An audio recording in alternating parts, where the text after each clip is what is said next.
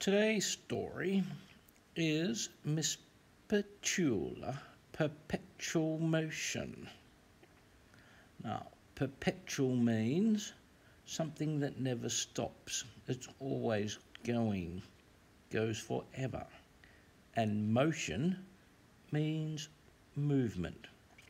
And I can see by the picture, the illustrator is trying to show that she's moving all the time. My mother had another name for when I was pretty wriggly. She used to say I had ants in my pants.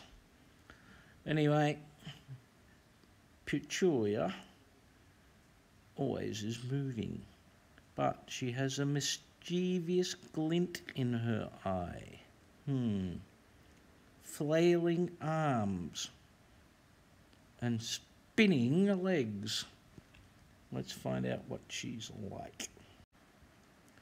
"Quiet, girls," ordered the lady as she stood on the stage at assembly.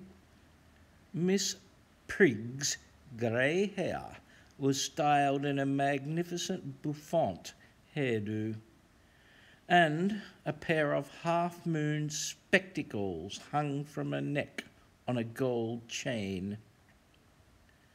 If she was about to tell someone off, which was often, the spectacles would be lifted up to her eyes so she could stare her victim down and give them the willies.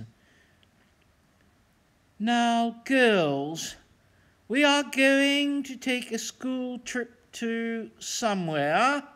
I, your beloved headmistress, have chosen myself. We're going to visit my favourite porcelain museum. Needless to say, I expect you to be on your absolute best behaviour. I don't want any mishaps." Suddenly, all eyes were on Petula. "Oh no," thought the good girl sitting in the front row. "Oh yes," thought the bad girls sitting in the back row. To make matters worse or better, depending on whether you were a good or bad girl, Petula was bouncing up and down on a seat like it was a space hopper. Boing, boing, boing.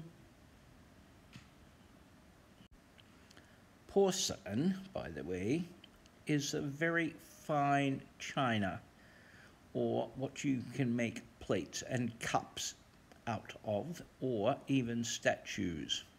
It is very delicate and easy to break. I think that's why the bad girls were a bit excited about it, and the good girls were not so excited. "Porcelain has long been a personal passion of mine," continued the headmistress, who loved making lengthy speeches. "Now I, your beloved headmistress, want to share that passion with you. This museum is the best in Europe. Every single piece on display is a priceless antique. There shall be no accident. Do I make myself clear?" There was a faint murmur from the pupils. "I said, do I make myself clear?" she bellowed. "Yes, headmistress," chimed the girls in unison. "Excellent. Now, Miss Petula Perpetual Motion, I need to see you in my study right away." The girl glowed as red as a tomato driving a fire engine. What had she done wrong now? Surely the time when she accidentally spun backwards into the science block had been put behind her. Yes, the experiment taking place that day went badly wrong. Yes, there was still a huge hole in the floor where the acid burnt through it, but Petula swore it was an accident.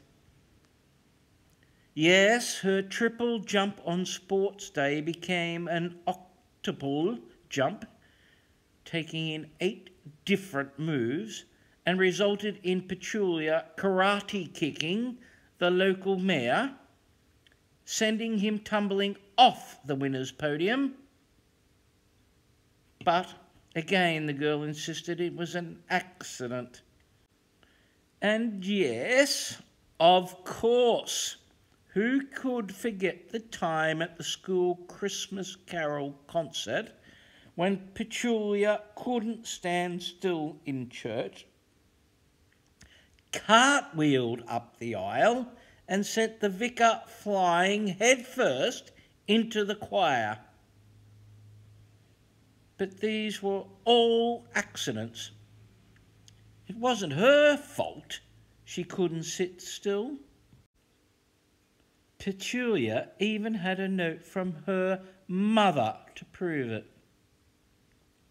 To whom it may concern, my darling daughter, Miss Petula Perpetual Motion, cannot stay still for more than a second.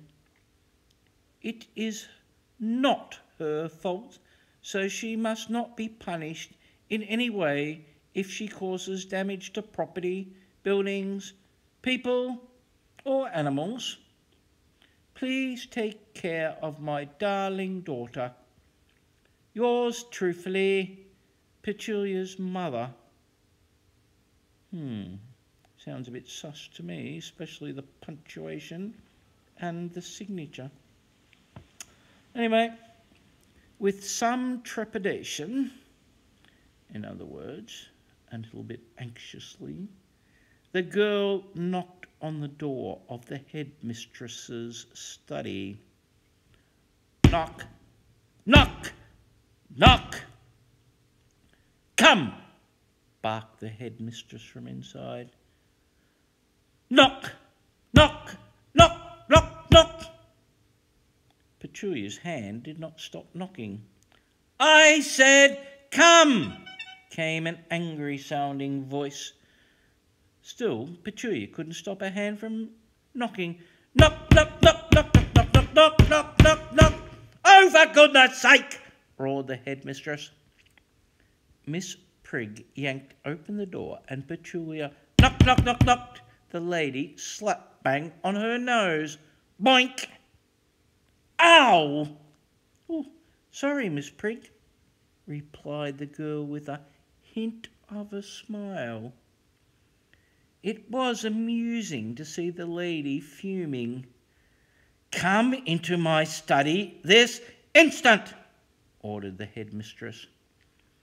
I'm beginning to see why Petula might be in the worst children's book.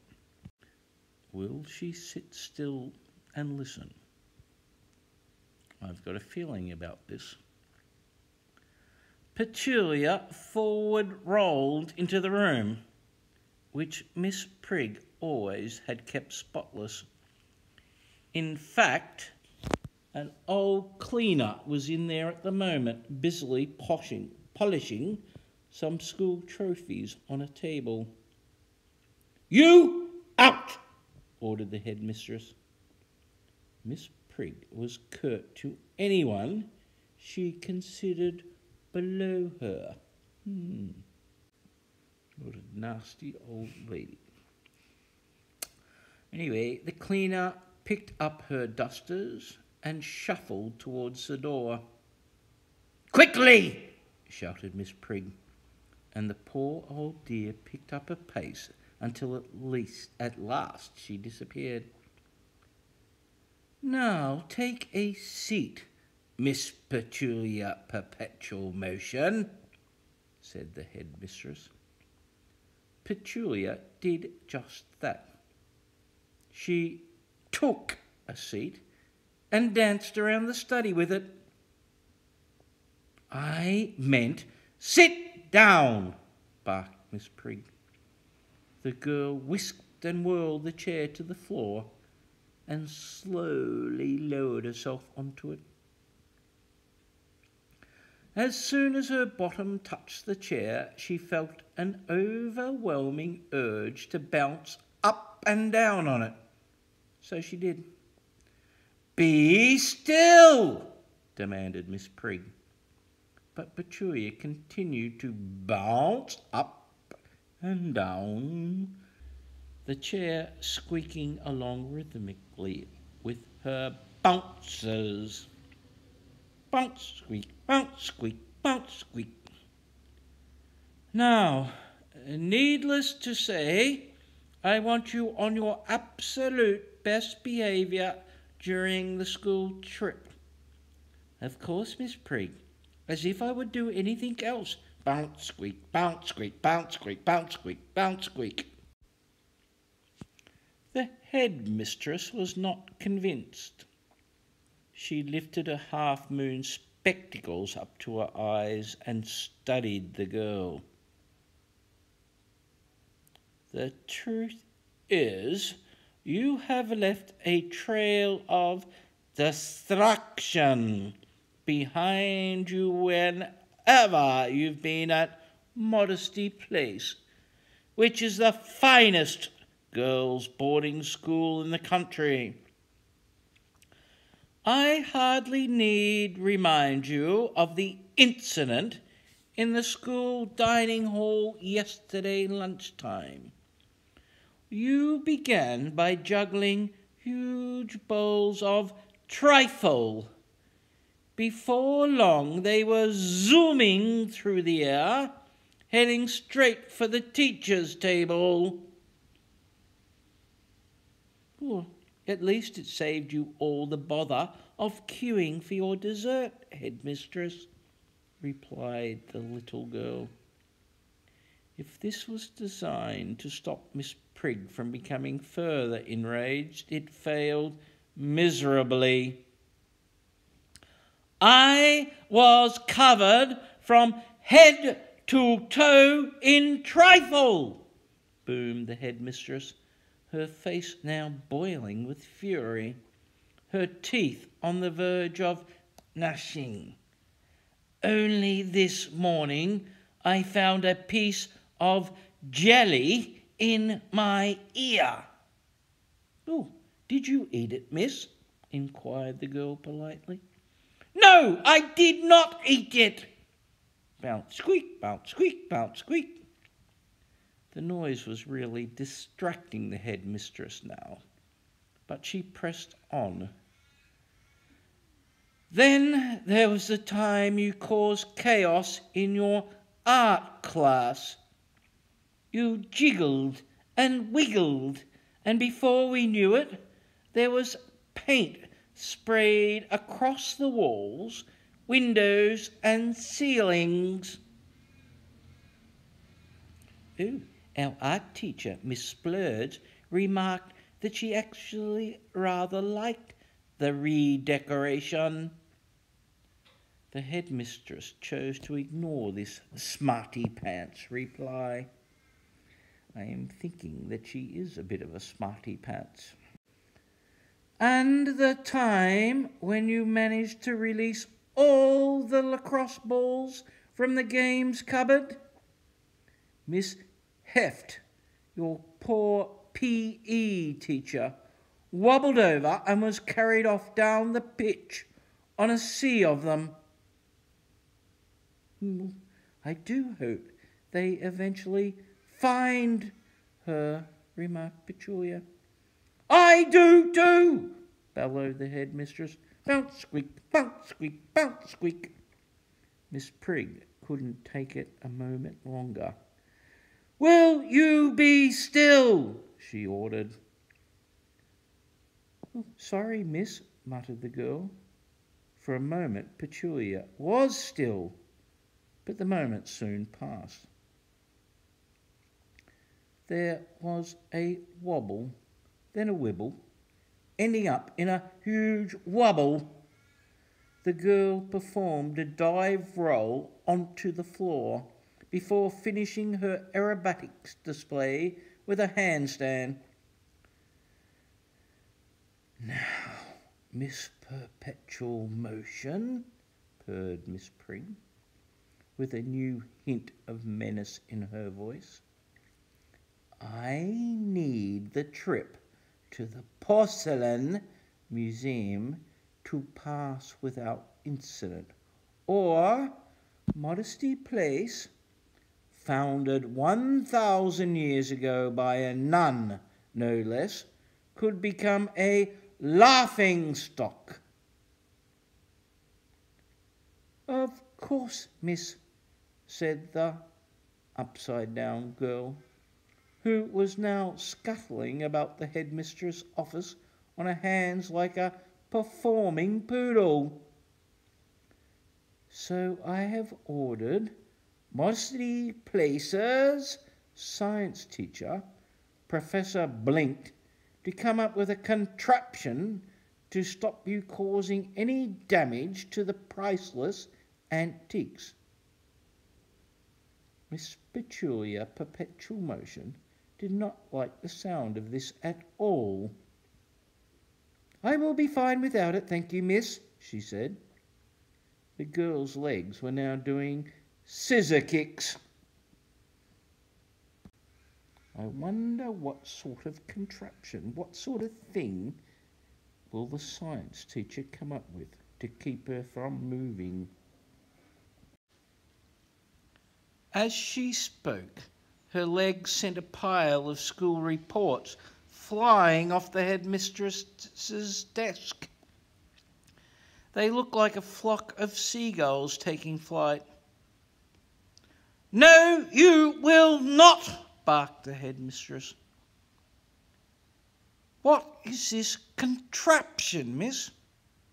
"Oh, you'll see," said Miss Prig ominously, desperately trying to pluck the sheets of paper from the air. "Now get out!" With that, Petula cartwheeled out of the study, booting the newly polished trophies to the floor as she went. Crash! Bang! Wallop!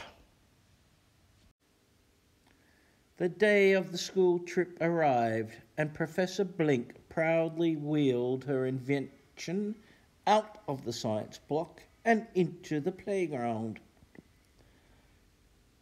"There we are, headmistress," said the lady, still sporting her white lab coat and safety goggles. "Just as you asked." "It's marvellous, Professor," replied Miss Prig. It looked like a giant toy for a hamster. A big ball. The science teacher had created a huge, round, see-through inflatable ball, large enough for someone to be placed inside. Of course, that someone was Miss Petula Perpetual Motion. "I am proud to finally unveil my invention," announced the professor. "I have named it the Bouncing Boom Boom Ball. It is destined to stop jiggling children all over the world from destroying everything in their paths." "Keep it brief," ordered the headmistress, who only liked the sound of her own voice. Yes, headmistress," replied the science teacher hurriedly. "It's very simple. The child who cannot stay still is stuffed in here." She began, indicating a small hatch in the ball. "Then, when the child does fidget, the bouncing boom boom ball will simply bounce off any precious objects nearby, causing 0 damage. At least that was the idea. Splendid, said the headmistress. You may go. I am wondering lots of things about this. At least that was the idea. That's telling me I think something might not quite work. I think this story is set up for a tragic ending. Does anyone think that the bouncing boom boom ball is going to work? Or is it going to cause some problems in a place with lots of pottery? We will see in part 2. She does seem like a really nice girl.